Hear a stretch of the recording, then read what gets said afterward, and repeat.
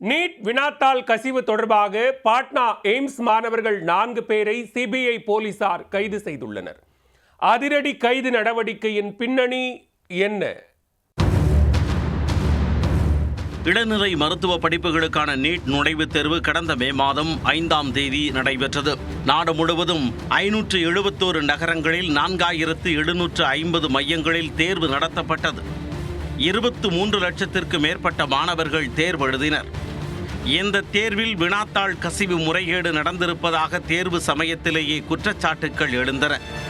June 4ஆம் தேதி NEET தேர்வு முடிவுகள் வெளியான போது நீட் தேர்வு வரலாற்றிலேயே இதுவரை இல்லாத அளவுக்கு 67 பேர் முழு மதிப்பெண்கள் பெற்றது பெரும் சந்தேகத்தை கிளப்பியது.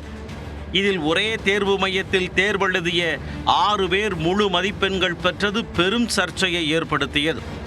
இதைத் தொடர்ந்து வினாத்தாள் கசிவு, கருணை மதிப்பெண்கள் வழங்கியதில் முறைகேடு என பல்வேறு குளறுபடிகள் நடந்திருப்பதாக உச்சநீதிமன்றத்தில் மனுக்கள் குவியத் தொடங்கின. இது தொடர்பாக விசாரணையை தொடங்கிய சிபிஐ அதிகாரிகள் வினாத்தாள் கசிவு தொடர்பாக பீகாரில் சிலரை கைது செய்தனர். பின்னர் நீட் விவகாரம் தொடர்பாக தாக்கல் செய்யப்பட்ட 38 மனுக்களை ஒன்றாக சேர்த்து விசாரித்த உச்சநீதிமன்றம் வினாத்தாள் கசிவால் பலனடைந்தவர்கள் யார் என்பதை கண்டுபிடிக்க முடியாத அளவுக்கு அது பரவியிருந்தால் மறுதேர்வு நடத்த வேண்டிய கட்டாயம் ஏற்படும் என குறிப்பிட்டது.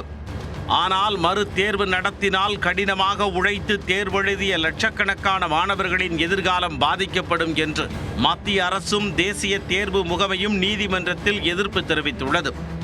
இந்த நிலையில் வினாத்தாள் கசிவு தொடர்பாக பாட்னா எய்ம்ஸ் மருத்துவ மாணவர்கள் 4 பேரை சிபிஐ அதிகாரிகள் தற்பொழுது கைது செய்துள்ளனர்.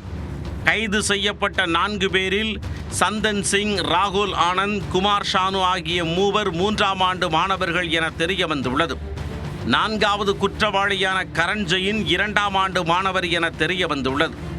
கைது செய்யப்பட்ட மாணவர்களின் விடுதி அறைகளுக்கு சீல் வைக்கப்பட்டுள்ளது. 2 தினங்களுக்கு முன்னர் சிவில் இன்ஜினியரான பங்கஜ் குமார் என்கின்ற ஆதித்யாவை சிபிஐ கைது செய்தது. இவர் ஹசாரிபாக்கில் உள்ள NTA ட்ரங்கில் இருந்து நீட் வினாத்தாளை திருடியதாக கூறி கைது செய்யப்பட்டார். அவரிடம் நடத்தப்பட்ட விசாரணைக்கு பின் 2 நாட்கள் கழித்து 4 மாணவர்கள் கைது செய்யப்பட்டிருப்பது குறிப்பிடத்தக்கது.